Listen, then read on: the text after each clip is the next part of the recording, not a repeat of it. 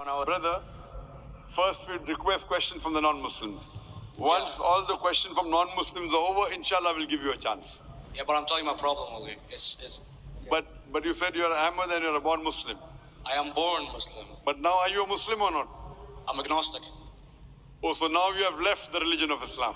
Yeah, I'm confused. Okay, fine. If you have left the religion of Islam, you can ask the question, brother. Okay.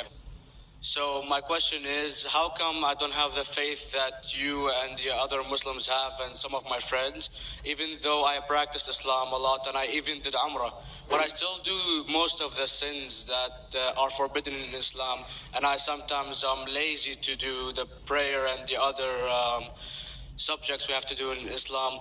I have read many books and about other religions and conspiracy theories and documentaries and such. I even have seen your own videos on YouTube, and there are many questions that go around my head about Allah and the Messenger and Muslims in general.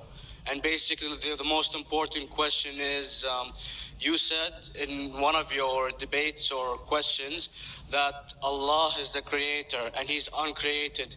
But I have realized, how can the uncreated exist? And if he exists, how can we notice him? How can we see him or hear him or feel him or know of his existence if he's uncreated in our own dimension or so? That's one of the questions. Brother Ahmed said that he is a born Muslim. He comes from Iraq. He read the Quran, he read the books, but he commits many sins. He believes maybe sometimes he's agnostic, and he's lazy for praying. Brother, before I answer your main question, if you do sins and if you're lazy for praying, that does not make you a non-Muslim. As long as you believe that praying is fard, sometimes you miss, it's a sin. It's a major sin that you sometimes don't pray, but that doesn't make you a non-Muslim. If you say praying is not required, then you're doing kufr. But if sometimes you do sin, sometimes minor sin, sometimes major sin, it is haram, it's forbidden, but that does not throw you outside the fold of Islam. There are sometimes waswasa of the shaitan asking you, you're a Muslim, but this is wrong in Islam, this is wrong, and it does deviate the person's mind. At that time, maybe your iman may be low, but these things should not make you consider that you're non-Muslim. Regarding a question that I mentioned in my speech, and you're right, that Almighty God is the creator, but he himself is uncreated. You ask the question, how can the uncreated, how can we see the uncreated, and how it's possible? Allah subhanahu wa ta'ala is Khaliq, is the creator. And by definition, he's uncreated. Because normally people say that when they try and prove in logic that everything has a creator, who created this table, the carpenter, from where he got, from the tree, who created the tree, so it goes back to Allah. So when many of the people try to convince an atheist, they try and say that everything has a creator, and then they get trapped when the atheist asks him who created Allah. So if you hear my tapes, I never go that way. I ask the atheist that how did you come to know about the universe? How did you come to know about the functioning of the stars, of the sun? And he says, and goes back, that the creator. So it's the vice versa. So if you know how to deal with logic, you don't trip over this problem with the atheist trap, the Muslims or the believers, by saying who created Allah. By definition, Allah is uncreated. And if you ask the question, who created Allah? If you have heard my tapes, I give the reply. That suppose a person comes and says that my brother John. Yeah, I know, I saw that, I heard that's funny, but I mean, how does he exist if he's uncreated? Not that is Allah. Yeah. That's the difference between you and Allah. How does he exist means he was existing. He doesn't have a beginning. You and I have a beginning, that's human being. So that is the difference between us and Allah. You can't say that Allah has to be like us. If Allah is like you and me, why should we worship him? I see, but have you heard of the phenomenon, the Big Brother, used by various orders and political agendas to control the people and such by implementing it into multiple gods, and then later on it became a monotheistic religions all over the world to make it easier for Big the Brother, people to... sorry, I've never heard of the religion Big Brother. It's not a religion. It's like a theory, an idea, basically. For What does it example, say? yes. What does this idea say? What does it say? Is that when you have a big brother, it's easier for you to live life.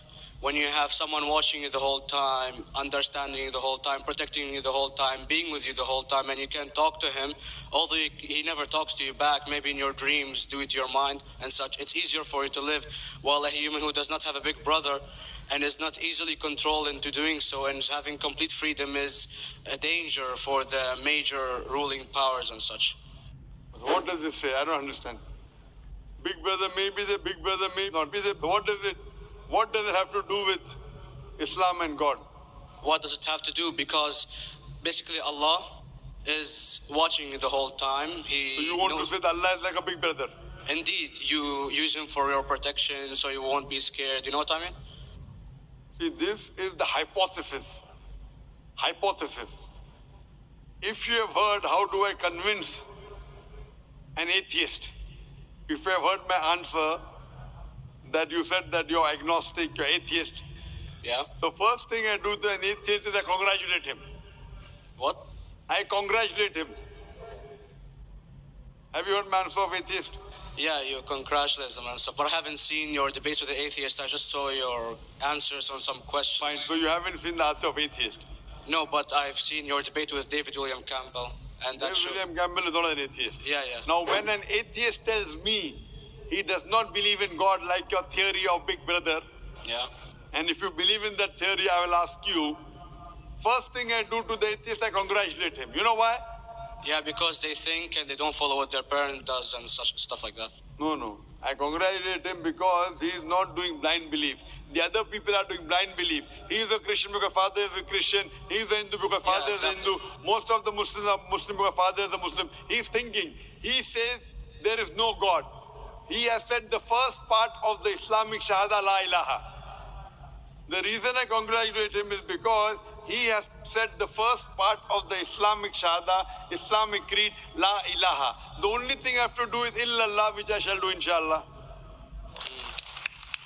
So if you have heard my answer, an atheist becomes an atheist because he believes in science, he believes in logic. So I ask him that if an equipment is bought in front of him, which no one in the world has ever seen, and if the question is asked that who will be the first person who will be able to tell you the mechanism of this new equipment, what is the answer? Of course he's going to tell you the producer or the maker of this equipment. Creator, producer, maker. So when we ask him questions that how did this universe come into existence, he will talk about the Big Bang. This what we're going to talk is already mentioned in the Quran 1400 years ago in Surah Anbiya chapter number 21 verse number 30. Avalam yaral lazina kafaru anna samawati wal arda kanat ratkum fataknahuma. Do not the unbelievers see that the heavens and the earth were joined together and we clove them asunder. This what you came to know 50 years back is mentioned in the Quran 1400 years ago. Who could have mentioned that?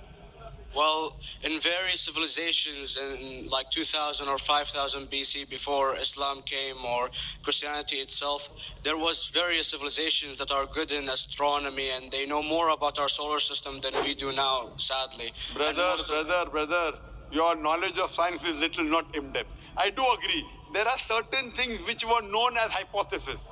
For example, we came to know, we were proved that the earth was spherical in 1577.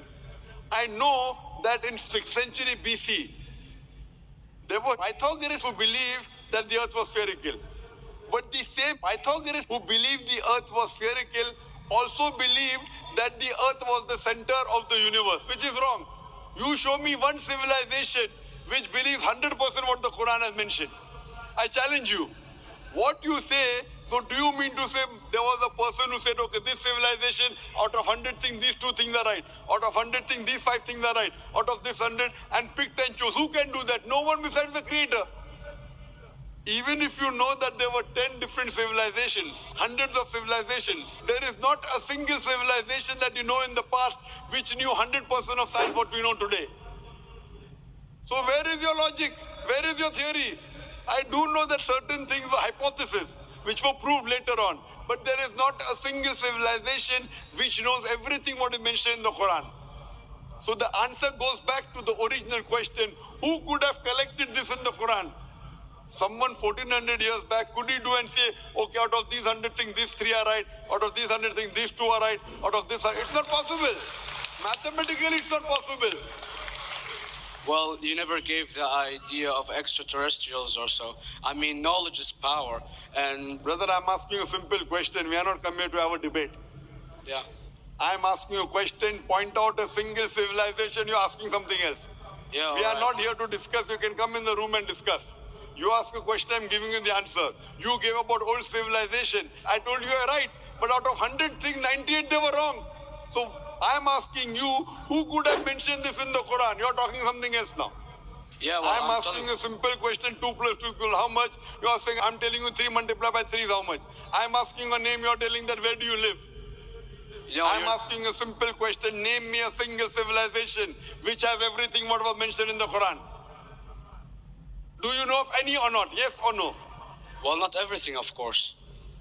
Even not 10%? Why? Babylon knows of most of the planets and such. Planet is not the only thing mentioned in the Quran. There are 1,000 things mentioned in the Quran. To say what 1,000 things are mentioned in the Quran, 10% would be equal to 100 things.